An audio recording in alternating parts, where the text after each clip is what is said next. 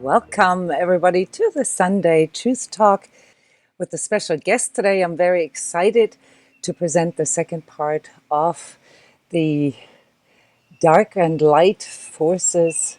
Welcome, everybody. If this is the first time that you are joining us here on Sunday mornings, there is a first part that precedes this particular episode here. The link is in the video. So, welcome our special guest, Jeff Casper, here for our second part of dealing with light and dark forces. My name is Jona Bryndis. And I'm Jeff Casper. You can hopefully hear me now. And we are both energy healers and energy coaches as well as trainers. And in the first part, which you can find the link in this video description, we talked about the different aspects of the dimensions of self and why this is such a big topic nowadays, why we need to learn how to work with our energetic sensitivity, because in this overall collective development here that we are seeing, not just through the corona situation, but through extreme or intense inner and outer energies that people are waking up to, there is also a higher need for learning how to deal with all of this. And last time I did a historical excurse into the collective consciousness evolution, showed you a little bit of the history and theory of that, and also some critical thoughts about New Age and so forth. So I brought in this higher learning aspect of dimensions of self and truth, and what the collective awakening, presents to us as a new challenge here. So bear with me if you have preoccupations towards woo-woo or New Age. As always, what I'm presenting here on these in these Sunday Truth Talks is supposed to serve you with new perspectives and encourage to ask questions. That's why I do it live. So welcome the live audience here, and encourage you, to really sort of reflect deeper on this. Becoming aware of our multidimensional reality of being is not an easy task. That's a lifelong sort of journey, right? We could call it. And Jeff and I work in this field for, over 10 years now. We cannot prove energies to you, but we can observe energies, and we can observe the effects that they have on people. And we can teach people how to see them as well. And in our profession here as energy healers, energy workers, we can work with those energies in people's energy fields. And Jeff, this is a repeat now. We already did this, but the first time around it didn't work. You are known as an energy healer, as an energy clearer specifically. And people come to you if they feel stuck, if they feel blocked, they want an energy clearing. And there are certain aspects to that. How do you explain this to people?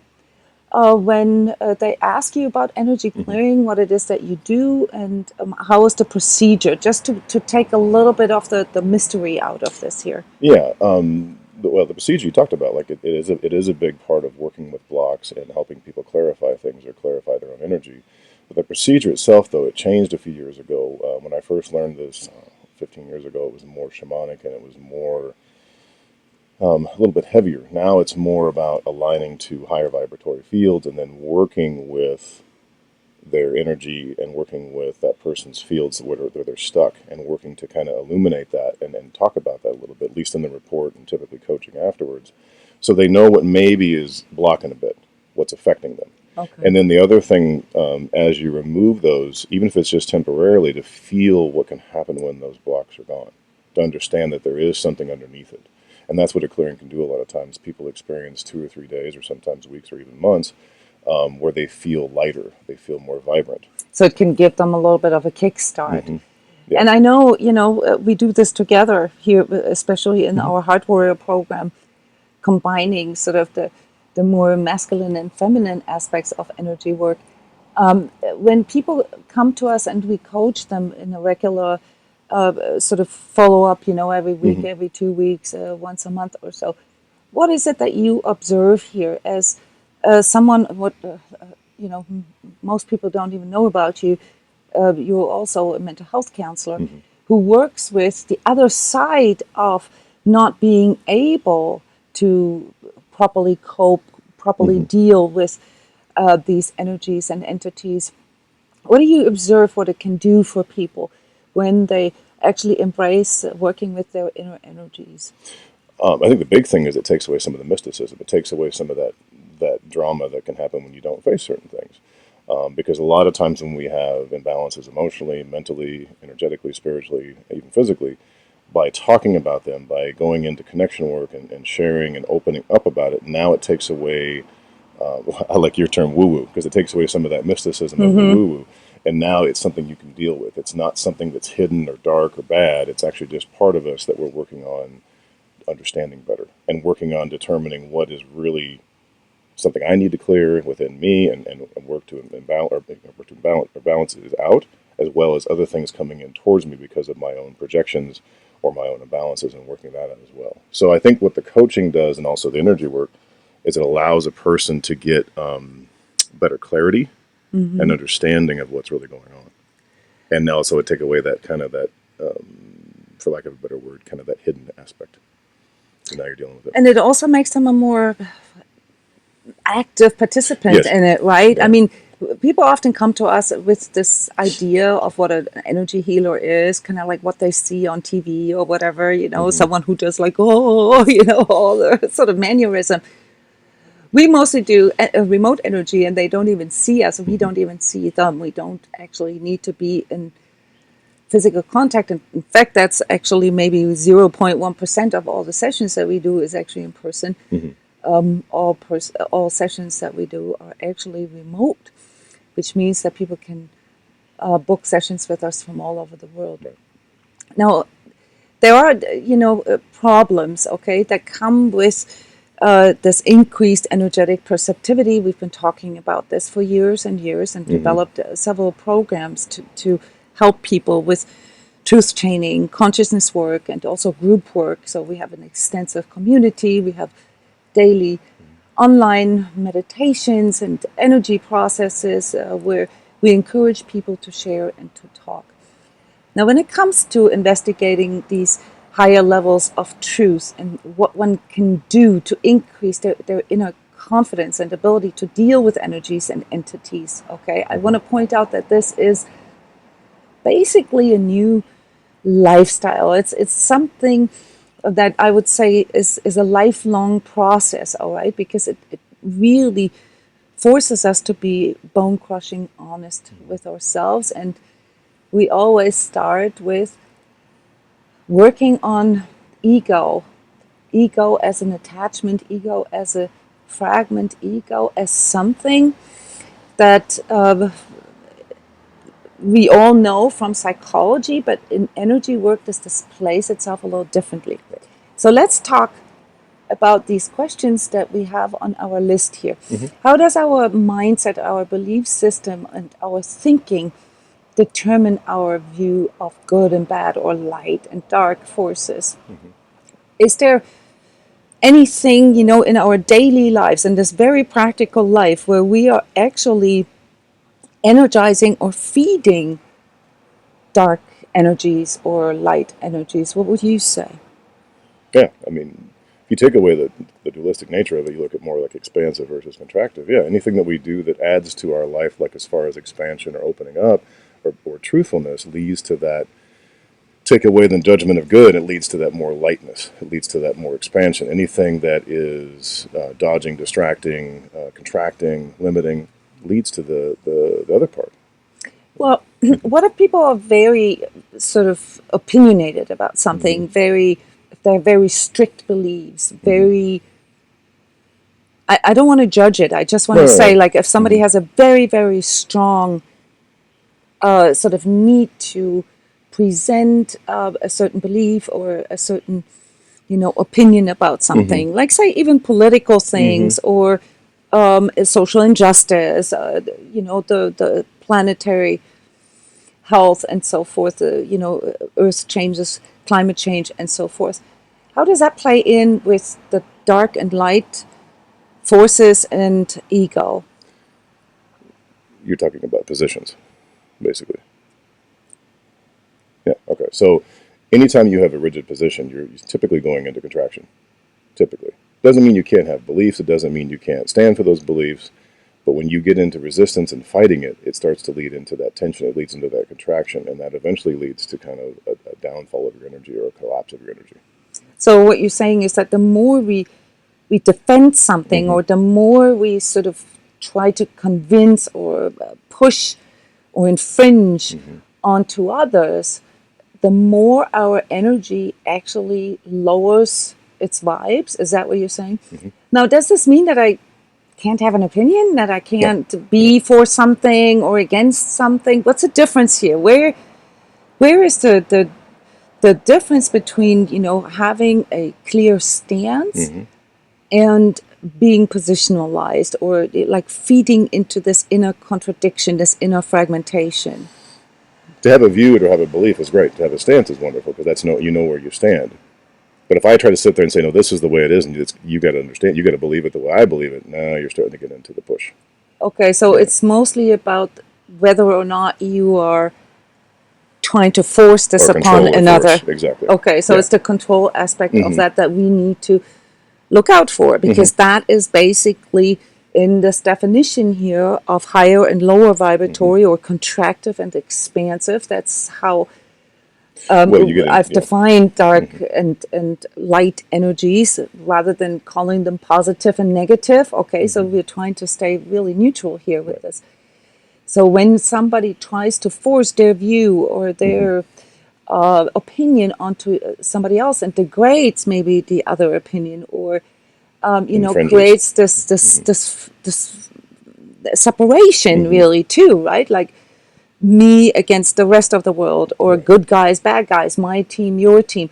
Those are all signs of inner duality and signs of lower vibratory alignment of a person. All right, this is not the same as knowing exactly where you're standing with something. Totally different. And being open and listening to something and disagreeing with something. You can openly disagree with something without your energy ever going into your own inner duality. Now, what is the difference between real and true? How do we even know if something is true or not true? In part one, I talked a lot about this, the differentiation and the energetic quality of truth and untruth. So let's just give people, a feeling for what is real. What would you say is real? Someone who says they see things, or they experience things, whether be it visioning, or whether be it in dreams, or when they meditate, or even in an awake state. What's the difference here? Well, you're talking about subjective versus objective. I mean, you can subjectively experience hallucinations, delusions. You can have all kinds of things, and to you they're real because you saw them, or you felt them, or you heard them. That doesn't necessarily mean that they're true. Truth comes from a factor of basically what feels right. So even though I may have an experience like a common one that comes sometimes talk about is alien abductions, people who have been in that strange existence where they get abducted, they have a very real experience to them. It was subjectively real to them. But is it true? Is it really happening in 3D? No.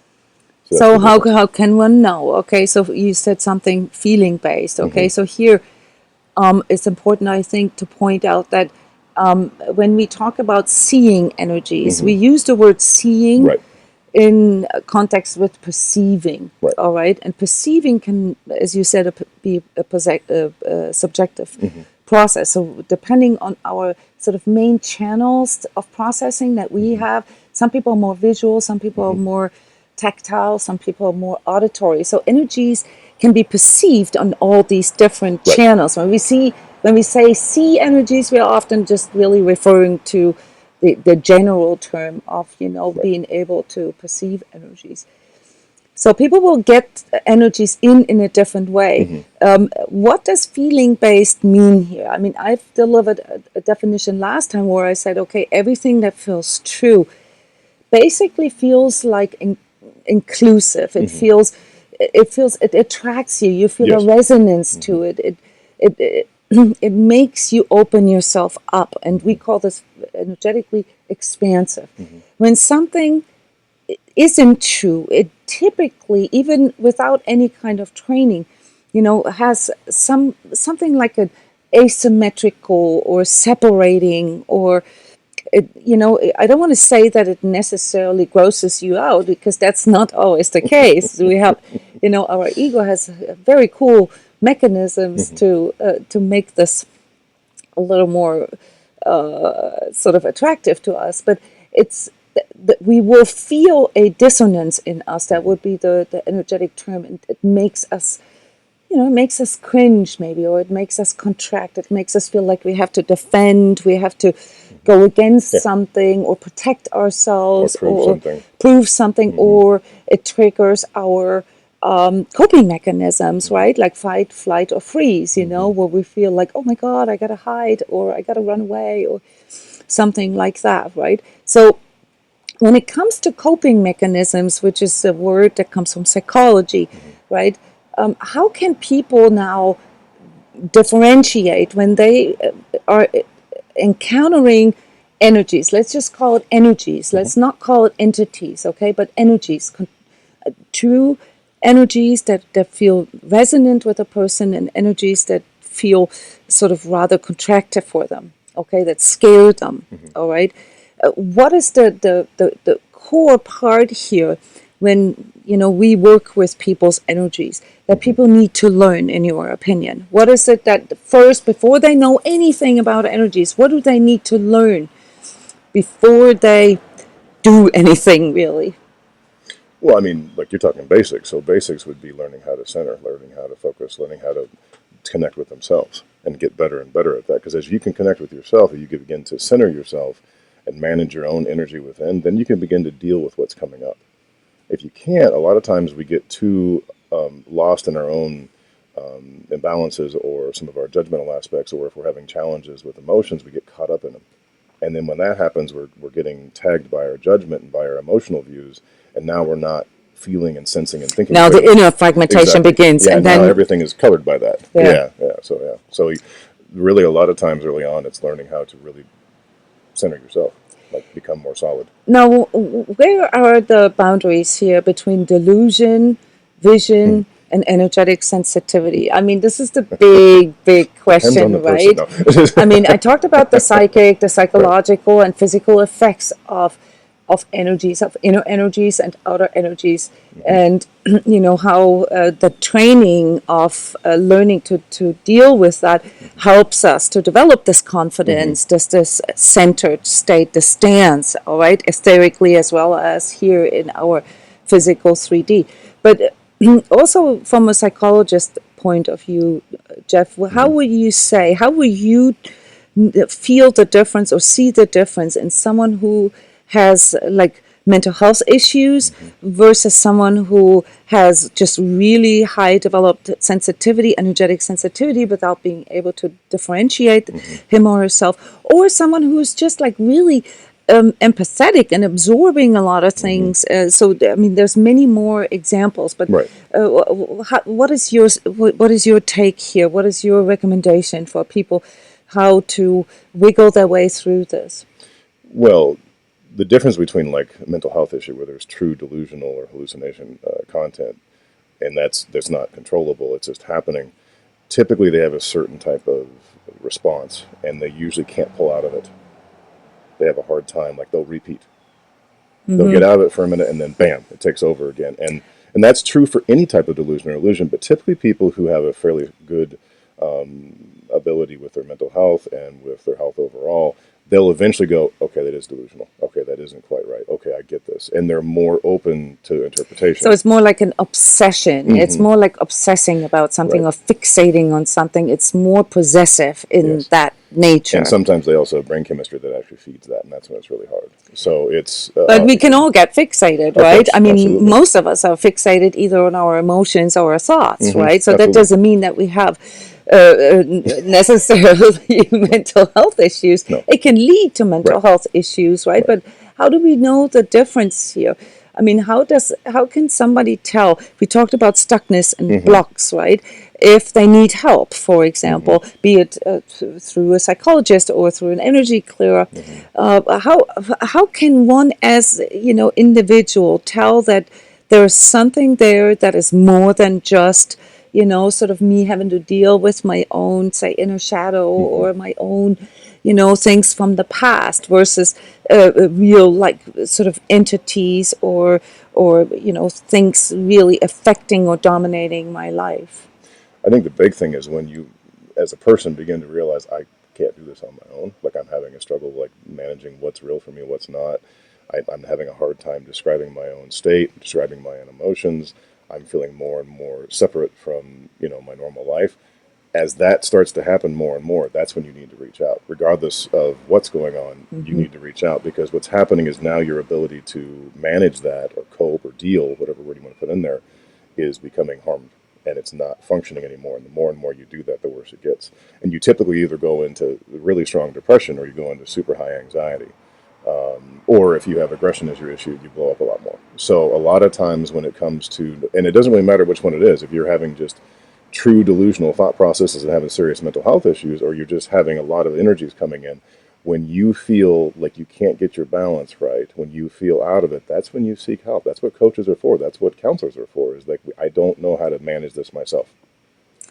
Yeah, there's another thing that we are observing here in these last years that's quite alarming, and that is the impact of hallucinogenic drugs, and especially marijuana, maybe also mushrooms. But I want to make a distinction here. Both, and I can speak for you here because most people know this about us.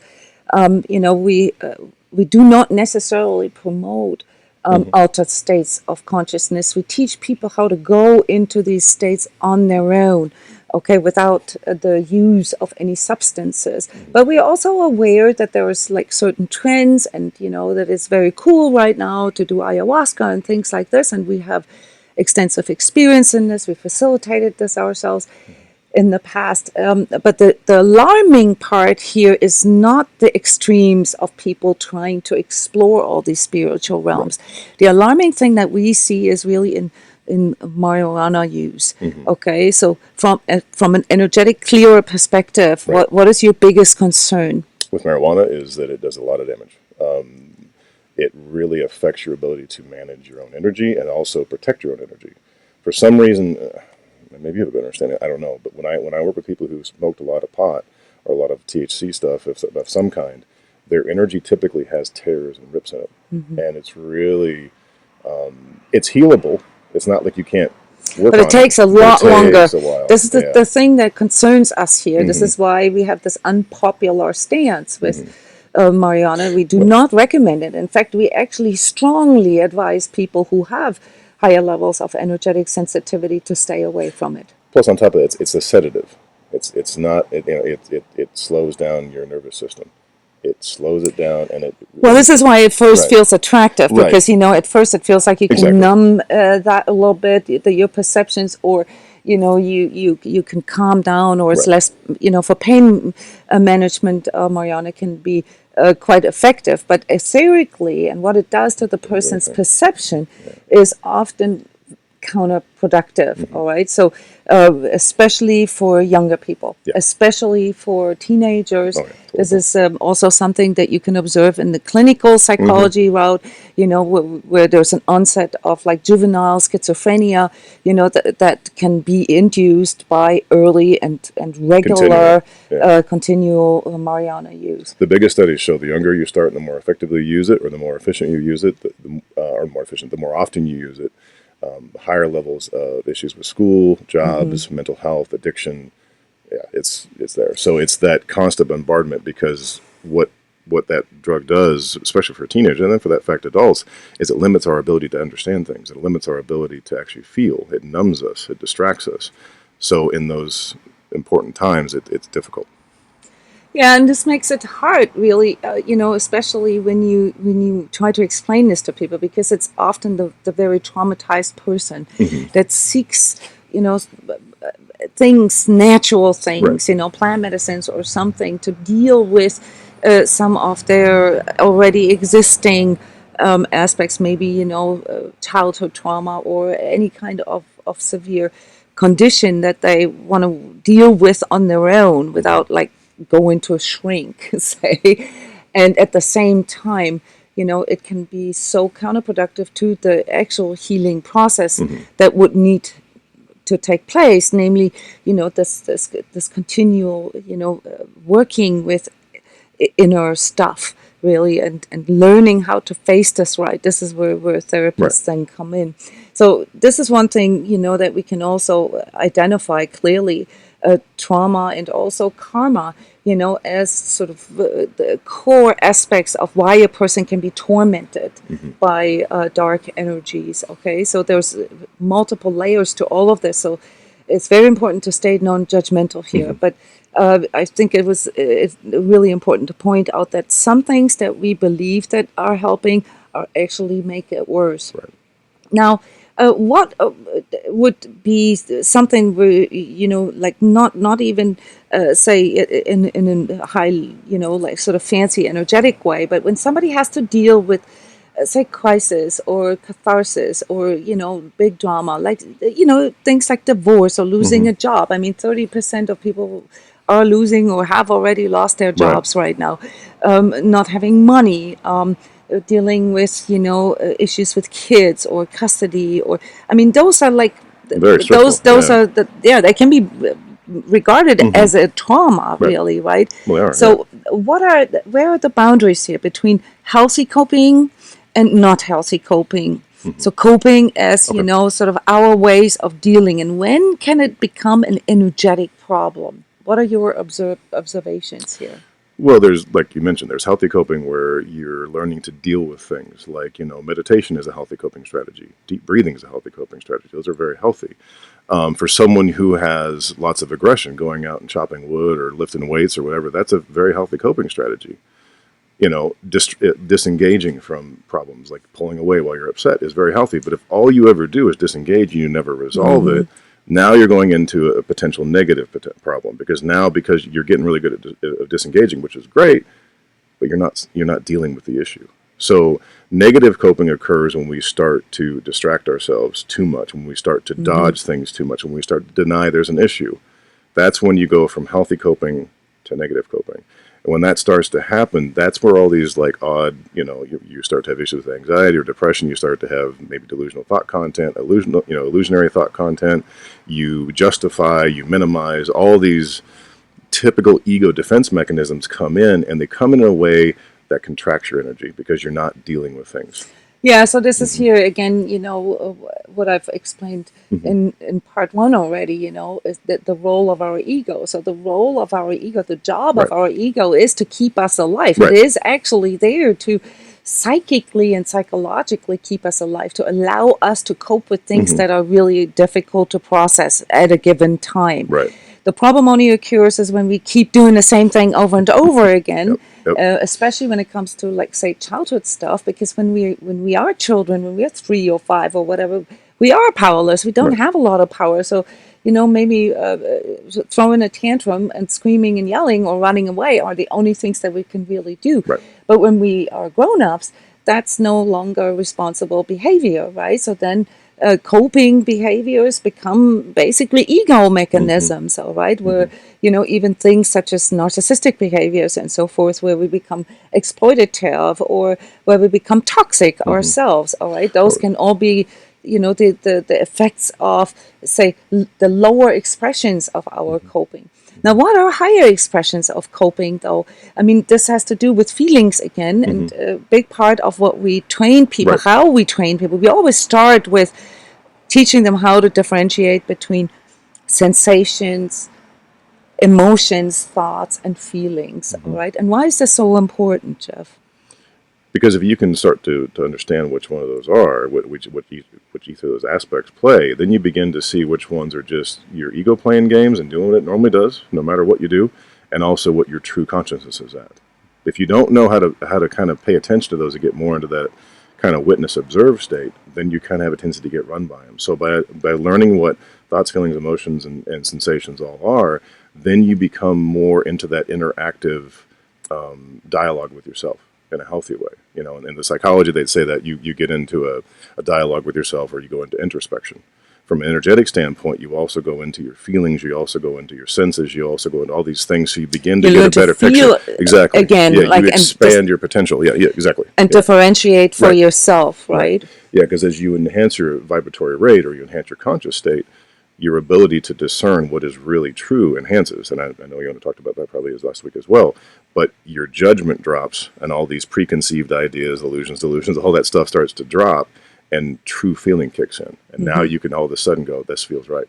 It's a bit confusing at first for a person. I mean, we've been helping people with this for so many years now, and we have a lot of respect for that process, when somebody enters that, because at first we of course discover all the things about us that we don't like so much, right? Like the so-called shadow aspects of ourselves. So that's why a lot of times, this process is conjoined with, or is part of that is actually really facing some of these things in ourselves, right? There's many different variations of that. So coping itself is not the problem, but it is that when we go, or when we get stuck in the lower expressions of coping. The higher expressions of coping is, for example, talking, exchanging things, sharing things, even venting sometimes, speaking up, finding our own true voice, speaking from the heart. Those are all things, just so you know, that need to be learned. Most of us were not really raised, with speaking from the heart, speaking truth, having this open, calm communication. We were raised with a lot of positionalities, with a lot of opinions, righteousness, and so forth, that restrict our range of coping to begin with.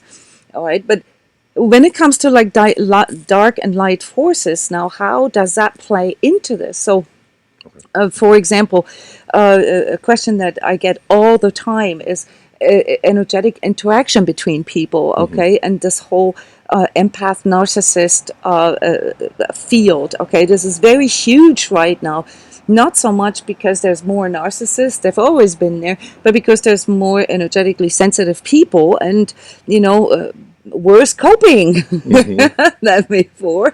Okay, so part of our liberation process here also is to get into this place where we can sit there and look at someone who is exploitative or who is toxic, and to make this choice, and to just walk out and to say, to say this to myself, to feel this in me, right? That this isn't for me. Right. The problem here is that part of our coping is often, that we think we have to deal with this, or we have to be better at coping with it, or we have to, be nice, all right? We have to, endure this, or maybe it's me who's wrong, and questioning my own reality, questioning my own sense of self.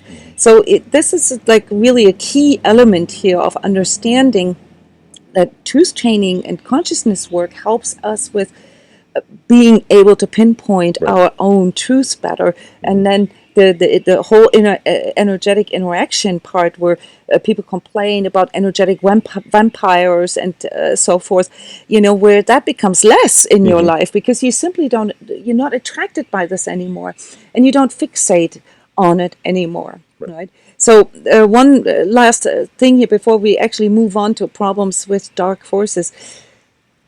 In your opinion, because I've talked about this in part one extensively already, what's the energetic effect of lying, of judgment, of defending, of convincing, of attack? What do you see as the energetic quality of that? It collapses your energy. It's shortened to this point. It collapses it as you lie, as you manipulate, as you try to do crazy making, gaslighting, all those things. What you're basically doing is aligning to not true. So what happens in your system, just like muscle testing, you collapse. Now, it's temporarily, but if you keep doing this over and over again, your energy begins to drop. Your conscious level begins to drop to that wherever that judgment level is you're resonating. So if my judgment is in fear, or my judgment is in anger, all of a sudden, if I keep doing this over and over again, I'm resonating in anger all the time. I become kind of explosive, and everybody around me feels kind of uncomfortable. So are you saying basically that, if you lie or if you are, not truthful with yourself, I mean, the self-deception is of course part of it, but that's really lowering your vibes, no matter what you think about yourself or what your intentions are. I mean, everybody wants to be good. Nobody really wants to be bad, right? But there's a lot of misconception about that, and also like how sometimes this, our energy, how we push our energies out onto others, or even how we externalize things like blame, right? For trying to find a scapegoat, never wanting to be responsible for anything, how that is actually an energetic infringement, and how that actually lowers your own energy and the energy of the other person as well. So are we looking at a problem here that, even though a lot of people tend to divide others into two groups, good and bad, right? Good and bad guys. Are we actually looking at a whole new way of looking at light and dark, or good and bad here? Yeah. Because when we say like, oh yeah, and all the narcissists, they get all the success and the money and the blah blah, and we are the victims and we don't get anything, right? What are we actually energizing there? That very thing. You're pretty much clarifying and justifying. Bam, they get everything, I get nothing. Okay. And whatever position I'm in, now the narcissist may say, I get everything and everybody else gets taken from me, or everything else, is... So I'm feeding it, really. Feeding and it. I'm telegraphing it, almost attracting it into... No, you're not almost, you are. Well, this is very controversial, I know, and we usually catch a lot of SHIT for this, all right, but the energetic reality shows this to us, all right? So let's talk about the problems with dealing with dark forces here. Okay, so we've already talked about, the problem with thinking I am dark, So a lot of people come to us and they're really not sure. They think that they are dark, or that they're possessed, or that they have a mental health issue. So what are the differences here? And, we've talked about when it takes over. But, because at the end of the day, when something is dominating... When you can't deal with it anymore, when you do something, whether it's a demon telling you to do it, or you're critical in a voice, or it doesn't, or you just react and can't handle it. At the end of the day, it doesn't matter, right? Because as soon as you sort of latch on to something, it's yours, right? But how can somebody tell, if an energy is something that comes from within themselves, like say an inner darkness, their own shadow part, sort of these phantoms or these entities that I described last time that kind of split up from ourselves because we've compartmentalized or fragmented them out and we don't love them about ourselves, or if there's an outer energy that is coming in. It's a challenge, but typically with inner energies, you feel it inside of you to a degree. Somehow, some way, you feel like part of you owns up to it. Like if you really go into it, you may deny it at first, but through time, all of a sudden you realize, okay, I am a jerk there, or okay, I do have a problem with this, or oh my gosh, this is something that I'm dealing with. Outer influences, like outer energies, they try to take over. They try to influence. They can sometimes be very subtle. They can sometimes be extremely forceful, and you'll feel it. It's almost like what they would say, it's an attack, but it can come in various forms. Now, the challenge with this is a lot of times with inner and outer darkness is typically something inside of us that is not quite balanced yet, not quite healed, is like a magnet for that. So the issue is it can switch very quickly from, so like when I do clearings, and this is true for talk therapy, and I'm sure, Jona, you can attest to this too, if we have an imbalance and we're talking to somebody and all of a sudden they talk on that very subject, all of a sudden we might feel wobbly as the therapist or the coach or the energy clearer. Because now that triggers something in us that's not quite healed. It doesn't mean we're not capable. It doesn't mean we can't manage it, but we can feel it. Yeah, for me, it's always in this level of fixation that somebody has. So I see there's, when this is what we call when somebody energizes something, they feed something in them. It starts maybe with a fascination, and then comes, it can turn into a fixation, and then it can turn into an obsession, and then it can turn into a possession. All right, so these are really sort of the different gradients of that. If we don't stop this, if we don't, and this can be a mental idea or belief, right, from just sort of religion to religious fanatism, for instance, as well as an emotion that we fixate on, that we get obsessed by, right? That then makes us do things. Yes. So it's not as easy as people think, No. to say like, oh, this and this made me do this. There is a part here within ourselves, all right? This is very important to understand, that either feeds it or that neutralizes it. And this is basically the part that we teach in self-healing, Right. where we bring things back into, we mend things, we heal things, we bring them back into balance, and then we can more clearly pinpoint which part in us, all right, actually energizes something. Right. And the key there is where you're resonating at. The longer you resonate at the lower states, the longer you stay there, the higher potential you have for that. So when you hear people, famous criminals have said this, I don't remember doing this, this wasn't me, it's likely they had been so low for so long that something was messing with them, and they may not fully remember it. So there's a problem with the way we accept Right. reality as a norm. Those are all perceptionary problems that we discuss in all these workshops and webinars that we do. Now, Denise is asking a question here. Where are the boundaries about being supportive to someone, and when does it become enabling, for example? So, like, say a friend comes to you and he's dealing with a breakup or, like whatever, betrayal or whatever. And when is, what you sort of, how your energy then responds to that person? How can that be either energetically dark or energetically light? What will you say? How will you say that? If you're there supportively, because that's your role in that as a friend. Like if I had a dear friend call me and say I'm really struggling with this, being supportive of that and being caring and listening, that's great. But if the person keeps repeating this over and over again, and over and over again, I'm not in the role as a therapist there. I'm not in the role as a coach. And at some point I say, hey, maybe you should talk to someone about this, because at that point, if they don't begin to move on, if they keep having the same pattern over and over again, expecting you just to take that release of emotions and make them feel a little bit better, now you're getting into an enabling aspect.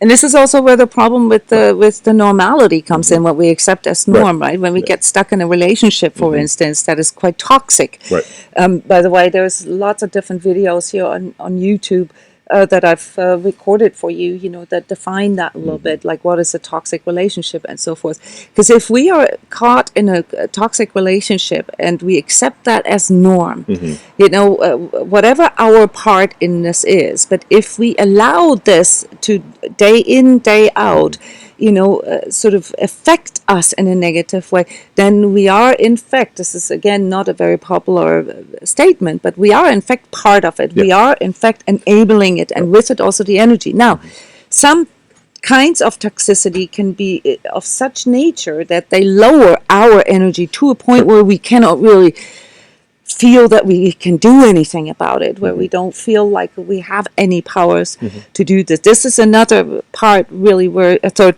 party comes in, right? Yeah, because now you're having problems. Now you've been compromised.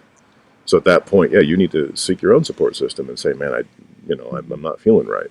And that's very important, because it can happen. Now, that doesn't mean that person was trying to purposely harm you or that you screwed up. It's just you got, your system became you need someone compromised. to help you, or at least a third, like a third view, a third perspective. Especially if it's really low. Like if you're going into sadness and like grief and low shame, guilt, you need someone to talk. Anger sometimes and pride and desire and some of the logic games we get into, those sometimes can be worked out on our own. But when you start to feel your system collapse, that's where you need to reach out. So this powerlessness, or hopelessness, especially hopelessness, Yes. where you think nothing makes sense, and no matter what you do, you can't get out of it. This is the moment where you need to reach out, because this is an illusion. All right, this is not true, really. But at that very moment where your energy is that low, it appears as your reality. Okay. So that's a difference between real and true, really, but these states exist, and I think we've all experienced those states in one way or another. But let's talk about the dark forces that people typically refer to when they talk about dark forces, like entities, demons, and so forth. In your experience, as someone who does professional etheric surgery and energy clearing, what are some of the dark forces that you encounter? Not so graphic here. We don't want to pull anyone into the fascination to this, but you can also say something about the fascination with the dark too. Yeah, well, a lot of times now, because I've been doing this so long, it's more about they feel like releases when they occur in a clearing. And a lot of times you can tell the differences if it comes from within the person. Like as I'm working with them, all of a sudden something releases, and it can come out in various ways. It can come out as black stuff or whatever. It can come out as they look like they're purging, and so on. That's usually a lot of their own stuff, and now all of a sudden their energy is starting to spark up. So you're just basically seeing these dense energies, these fragmented energies that I call the residue of the day, the metabolizing energies every day. Or it can be defense mechanisms that they have that look quite interesting. They can come across as many ways, and they're typically they kind of come from within out. Now, when they start to get in the field around a person, that can also still be their stuff. It can be karmic things that they're tied to, but there could also be ties to past lives. There can be ties to hell worlds. There can be, that will begin to feel a bit different. You'll feel pulls to certain things. Like all of a sudden you're like, oh, what's that feel gravity like? Like a gravity, right, exactly. In severe cases, you will see things show up, but that's pretty rare. Like, very rare. What are your worst encounters with, my own, or like working with people? Well, both. The worst ones are I've had 2 experiences of attempts to take over my own energy, and those are really strange. It's like out of a horror film. And the only thing that worked in those situations was to say that I am with, well, I would call it God or divine, and I'm out of that, because there was a choice I had to make between being this, very powerful energy healer versus clear, and I knew that, but all of a sudden here's this temptation. With other people, typically the toughest ones, because they come out of nowhere, you can see it building, and this is no judgment because they're more hidden, is the white shadow aspects. White shadow aspects are more hidden. They have a tendency to be sneakier, and that's not anything. It's just there's more talent in those. And when those pop, they typically come out like explosive. And when those, you got to be really ready. So it's to the fake front, right? And then when that falls down, white robes, and yes, okay, yeah. And it's fine. Like you can see it's totally good for the person to release that. But it can be sometimes the toughest one to share it to if they aren't aware. So yeah, the strangest ones are the ones where you go in too far with fascination. I'll be blunt with you. Yeah, and fascination, and of course also this whole idea of power as a healer and the unhealed healer. Those are things that we talk about a lot. There's many videos, many webinars, and so forth that we've made and published about this. I don't want to really go there right now.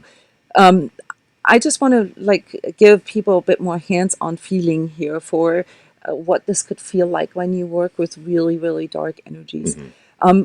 I had 2 major encounters with full-on sort of demonic forces, and the first one, and Jeff, you were a visual tactile. I'm a tactile visual. Okay, which means we perceive energies ultimately in the same way, but in a different order. Right. Okay. You'll see it first, and then you'll feel it. I'll feel it first, and then I see it. But in those 2 cases, for me, I felt it first. Then I'm like, oh crap. Well, this is why we teach people how to feel energies, because it is more accurate. Okay. The visual of something can be very misleading, because sometimes entities can take on form. This is why I've mentioned last time that it's very important to call entities out on their name, to show their true nature.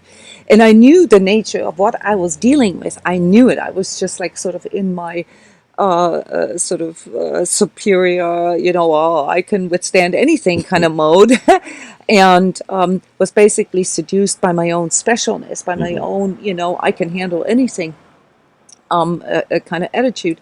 And I think that the best way to describe how this feels like is when something has, and it literally looked and felt like to me, I was standing like sort of at the pit of Tartarus, the abyss. It has a gravity to it where you begin to literally see yourself and your world becoming dark, heavy, and sort of sludgy and slow motion, and where everything begins to just pull you in to one center, and that center, like a dark hole, if you will, as opposed to your own inner center, your own inner 0 point, pulls you out of your own self.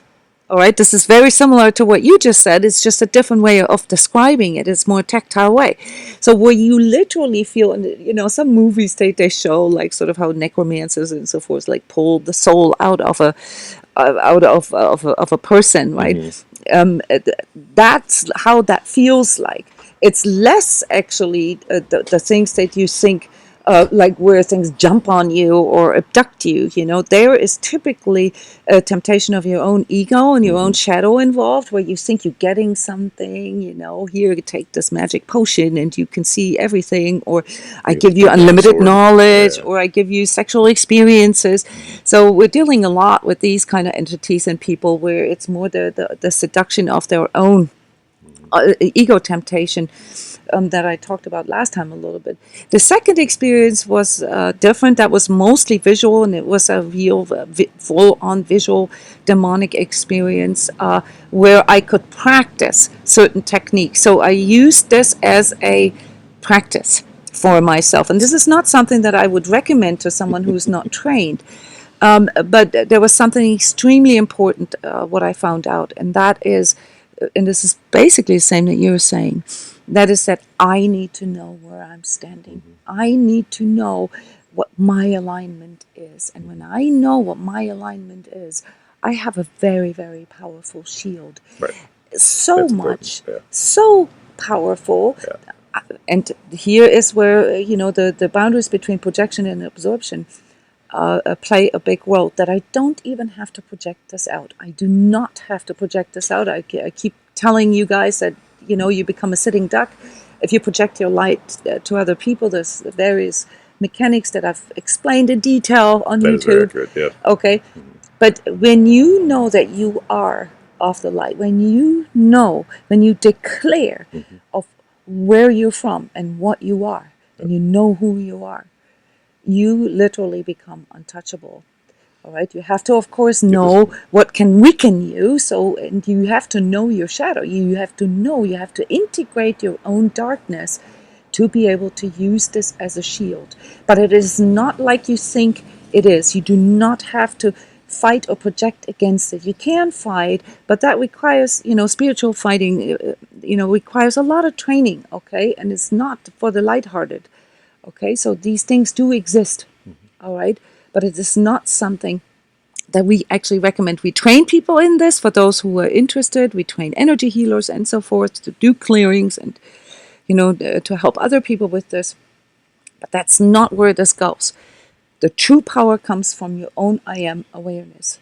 And from, if you cannot deal with it yourself, to call in higher power, to call in your higher power. And if your higher power is of the source of all existence, sort of the original light, then you're good. Then you're protected.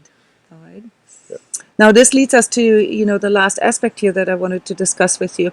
How can one protect oneself or clear one's own dark energies, and maybe, also energies perhaps in our house or, in and around us? That's like 10 books. Right. I mean, there are some intuitive things. We talked about this in conjunction with coping. You mean just like in general, like what could you do to help yourself, really, like in a nutshell? Okay. Right. Intuitive things that people do without knowing that it is what they're doing is go outside, take a walk, or do exercise. Or, talk to somebody, or, write something down, or start humming, start singing, all those things. Aligning ourselves to things that up our own vibes. Those are the things that we all kind of do, and the better our inner guidance is, the more we will gravitate towards those things, such as breathing techniques or meditating or yoga and things like that. But when it comes to like really actively self-clearing something, like say, we recommend people to integrate this into their lifestyle as a daily habit, like brushing teeth. Okay. What would you recommend people to do daily? Daily is learning what helps you feel lighter. So like me, shower first thing in the morning helps me feel great because it helps me start to release things. I can let things go down the drain. Some people use fires. Some people use, basic massage techniques. I mean, things to loosen up your energy, to get stuff off of you. Because a lot of times what happens energetically, we get residue on ourselves. So learning what helps even you, in the literal sense, right? Yeah. So like, you can slough things off. That works really well. Like a lot of times we get a lot like if I work with a lot of people who have anxiety in one day, like my chest gets heavy, so I just slough it off. I just get outside and kind of loosen it up because it starts to, I can feel it. And I'm not a very anxious person, but I can start to feel it. Same thing with your stomach. So you learn how to release things. You learn how to to loosen your own system up. The other thing you want to get involved with, I think, is one of the most important things. You go into introspection or contemplation from a healthy standpoint. Get yourself good and centered, the things that, that both of us have talked about, and really pay attention to where you're at. Like, what thoughts are coming in? What are my emotions that are coming in? How do I actually feel? My right leg feels like it's about ready to fall off. Okay, there could be a reason for that, or my stomach feels like it's 5 months pregnant. And oh my God, that's weird. So you begin to double check these. My thoughts are all fear based. So body awareness, and thoughts awareness, emotions, all those things. So we talked attentiveness, about. basically. Exactly. You get into that relationship, because that relationship you can manage. You can't completely control it, but you can manage it. You can choose kind of where you want to focus at, or you can work on the spots that are a little bit off and begin to modify them. Our system, to a degree, is kind of like a computer. You can begin to retrain some of that. We can reprogram it also. So our system is also self-healing and self-corrective. Exactly. As long as you're in the right... Well, it depends on what state you're at. If I'm in a low state, it's not. If I work to increase my vibratory rate a little bit, then it'll start to go into self-healing. It'll start to feel better. So when I shared that I start to feel heavy after too many clearings or too many sessions, I go outside and clear that. My body starts to get more centered again. My body starts to feel better again. And my thoughts change.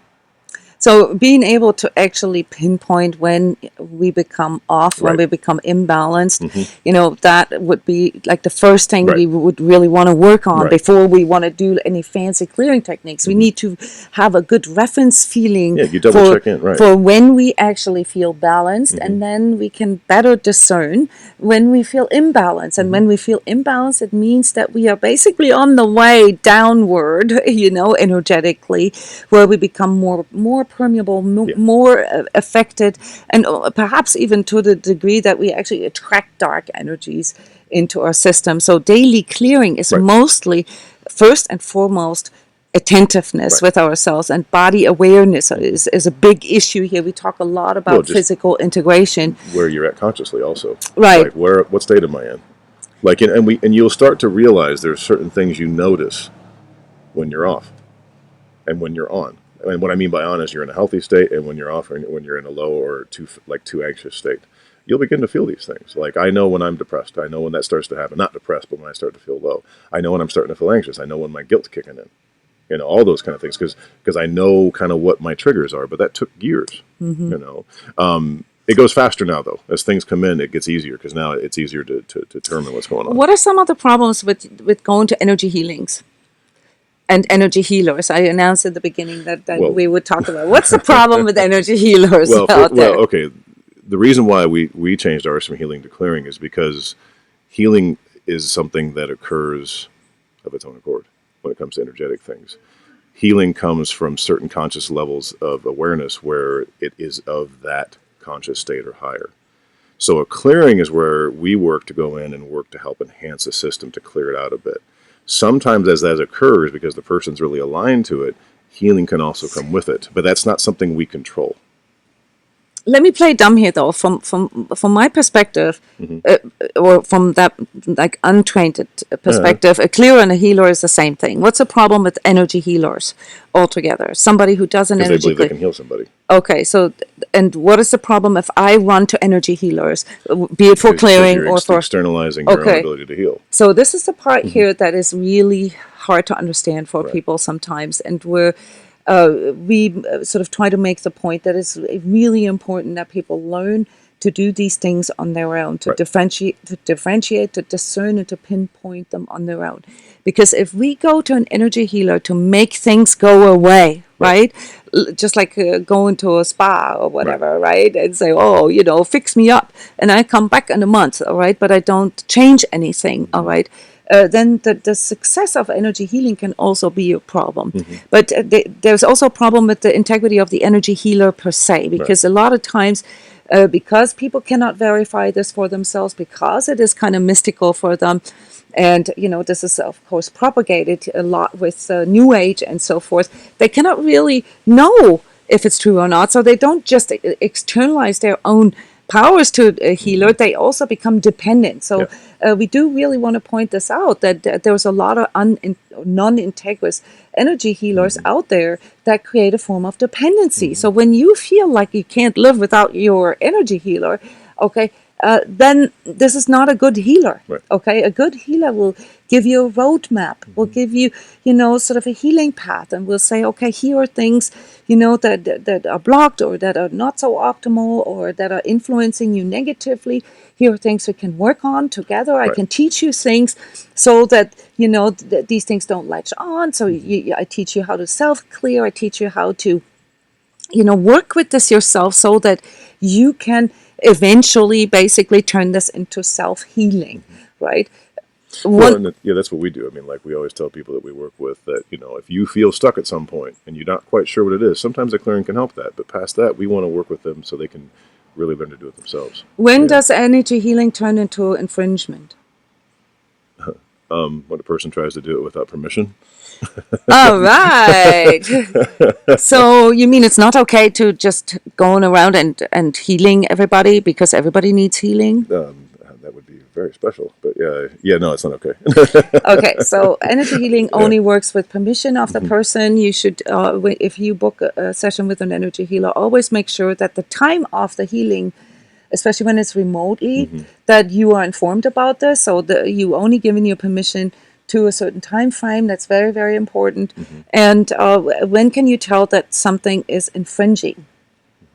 Well, I can tell you from experience, like, there's been like 2 times in the last 3 years where, due to like time zone mistakes on either my side or the client side, they start an hour early or start an hour late. And these are people that I usually have worked with once or twice, or I've known them through the years, and it's a total different experience. Totally different experience. So how does it feel like? How can you tell? They get extremely attacking, not or defensive. Defensive. And I can realize, okay, something's not right. And typically I get up, okay, there's a glitch there, or they're not present, completely out, and that's because we've both missed the time. And so when that occurs and they're not ready for it, that defensive nature shows up. Right, but there's also a lot of energy healers out there that just say, oh, well, I'll do an energy healing on you someone, or over the course of this week, or all year round. Okay, this is very dangerous because, it puts you into a place of sort of feeling exposed to someone who is sort of acting as higher power. Here I'd be very, very careful. You always want to be present. Now, is it okay to fall asleep during energy healings? If you know the energy healer really well, if there is transparency, if there is, no secrets. Okay, so that's another thing, with specialness. If healers advertise, the secrets of their energy or channeling entities or so, you really want to stay away from that, because most of these people don't even know what kind of entities they're working with. This is problem number one. And the other problem is you might not want to have these entities work on you. Okay, so but the problem here with externalizing your power in that way, which is also why energy healing has such a bad rap nowadays, is because you actually should be part of this. So you can't fall asleep. That's okay. This happens actually quite frequently, because when you work with higher vibratory energies, it's kind of like you get so relaxed and so open and wide, that our body and also our mind are not used to being in that state, and the mind shuts down, and oftentimes that makes you really, really tired.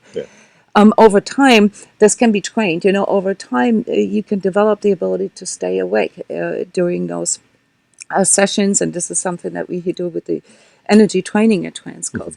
One last question before I let you go, Jeff.